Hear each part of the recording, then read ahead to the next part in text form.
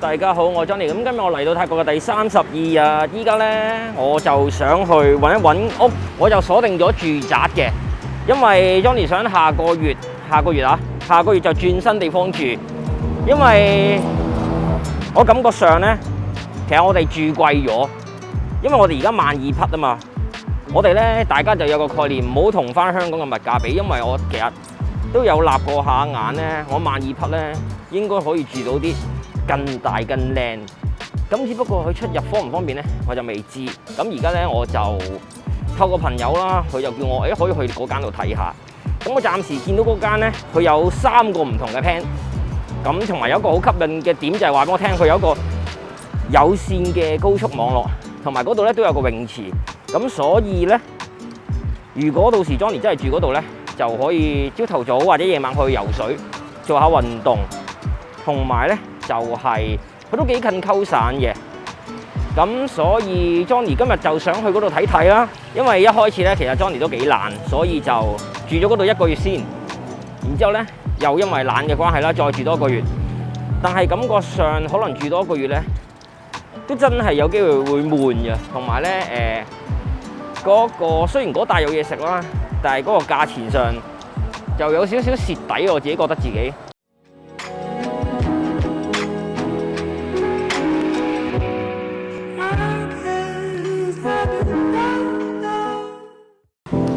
啱啱先醒起喎，我出嚟操之過急，唔記得帶個防風咪啊！你見唔見到啊？你見唔見到我冇帶個防風咪？咁希望咧，我哋今日講嘅嘢咧，都可以啦。咁講翻正題，點解 Johnny 用行嘅方式過去咧？因為咧要行先知道呢度附近有咩食嘅。因為平時咧我搭車去嗰個地方度考察咧，就 miss 咗好多嘅畫面，到咗真係要住咗落去先知。咁而家我行一行啦，距離呢個位置，距離我嘅想望嘅 apartment 咧有10幾分鐘路程啦，但係呢一帶都有好多嘢嘅食，咁所以一定要親身行過嚟，先能夠睇到嗰個真實嘅畫面咯。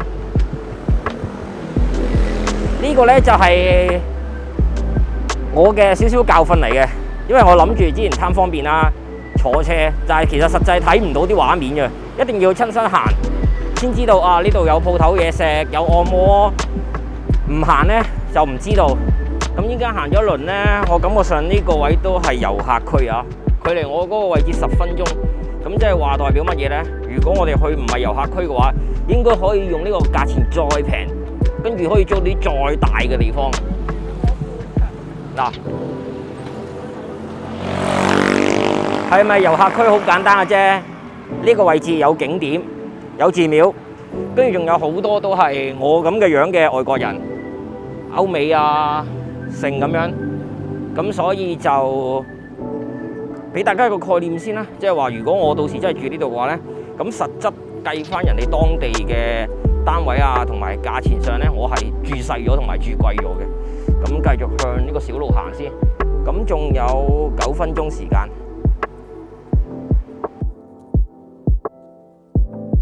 OK， 咁而家轉翻出嚟呢條大路嘅位置咧，我感覺上都幾好啊！咩意思咧？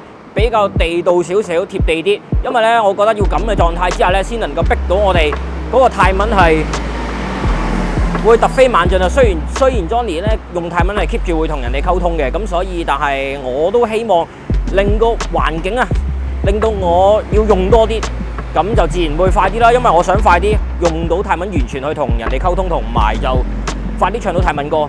咁所以如果係咁嘅環境，到時嗰個酒店 OK 嘅話咧，都唔錯嘅。應該係呢等啊，等我入去問聲人哋先，睇睇係咪先啊。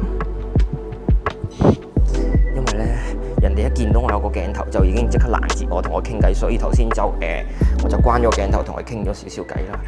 依家我哋就上去啦。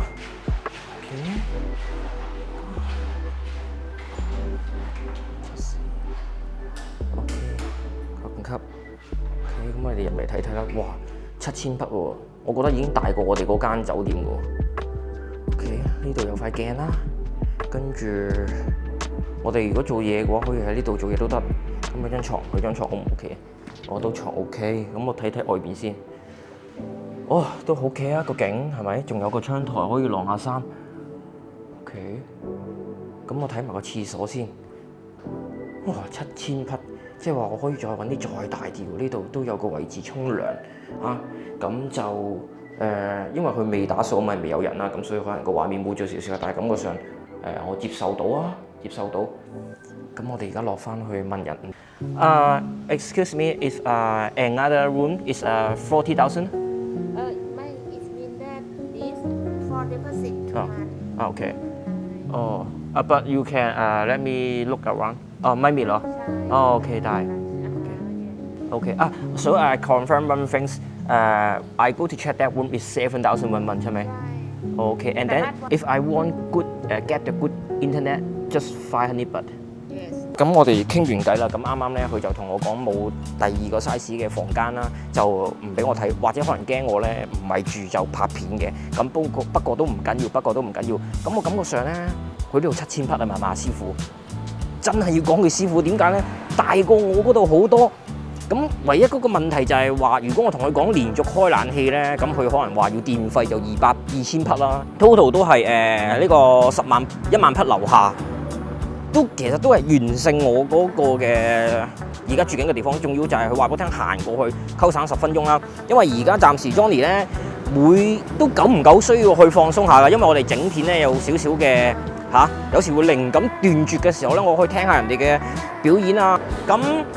如無意外咧，今日嘅第32日嘅片咧就嚟到呢度啦。如果都想起曼谷，都想起溝省附近揾屋嘅你，睇完我呢條片咧，有一個核心嘅思想去分析同埋去了解點樣嘅位置啊、價錢嘅方面啊，都希望大家睇完我呢條片同我一樣會有少少眉目。咁我係 Johnny，如果你中意我影片，記得訂閱同埋打呢個小鈴鐺，我約定你下一部影片再見。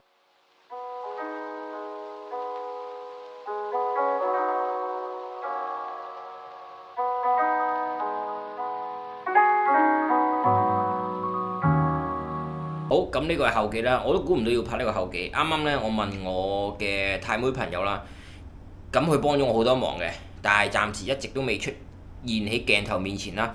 佢25號就會翻嚟曼谷，依家佢去咗第二度讀大學，咁睇下會唔會有機會再同佢見面啦？唔係，應該係咁講，睇下我會唔會再同佢見面啦？因為佢想25號同我見面，咁係佢生日。咁不過呢個係後話嚟㗎啦，就我問咗佢啦。7000匹呢間屋值唔值？佢同我講係 bad， 唉，咁所以就我仲滿心歡喜，我以為我揾到一個好好嘅位置，咁就睇下佢會唔會得閒啦。最好就佢可以幫我揾屋，咁就最好啦。好，咁我後嘅交代到呢度啦。我冇諗過呢極速被打面，因為我以為呢間已經係唔錯噶啦，即係冇錯啦，7000匹應該可以揾到再大再靚嘅位置。咁我哋就唔會再更新嘅後記㗎啦，應該又唔會有問題。咁我哋下一集再見啦，我係 Johnny，如果你中意我影片，記得訂閱同埋打呢個小鈴鐺。拜拜。